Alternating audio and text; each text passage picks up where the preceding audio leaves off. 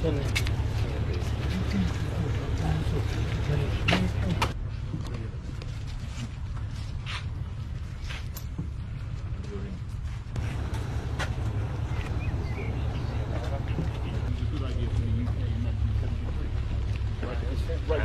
купила для друзей из Польши вот таких петушков, они были на Бородянке на шкафчике стояли, вот такие вот петушки остались, да, я хотела бы их подарить. I'm from London.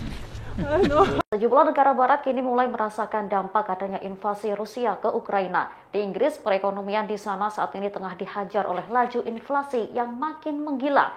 Hal ini menyebabkan laju inflasi tahunan di Inggris mencapai level tertinggi dalam 30 tahun terakhir. Menteri Keuangan Inggris Rishi Sunak mengatakan inflasi di negaranya kini meroket tajam.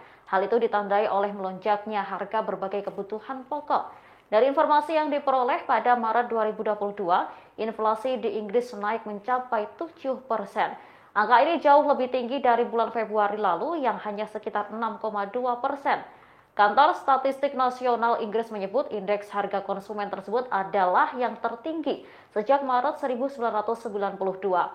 Kepala Ekonom ONS Grant Fitzner menjelaskan tekanan inflasi yang terjadi di Inggris merupakan imbas dari penguncian wilayah akibat pandemi COVID-19, ditambah lagi dengan adanya invasi Rusia ke Ukraina. Kedua hal inilah yang mendorong lonjakan harga di berbagai kebutuhan pokok seperti bahan bakar kendaraan hingga pakaian. Sementara indeks harga penyebab inflasi diprediksi akan terus meningkat seiring dengan hadirnya ancaman pada perekonomian global. Bahkan Samuel Toms, Kepala Ekonom Inggris memprediksi jika pada April 2022 ini inflasi di negaranya akan mencapai 8,8%.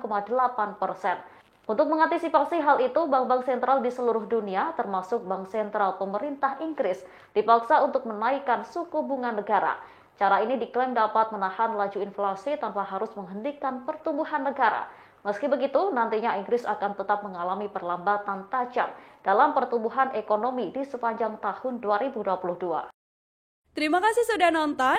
Jangan lupa like, subscribe, dan share ya.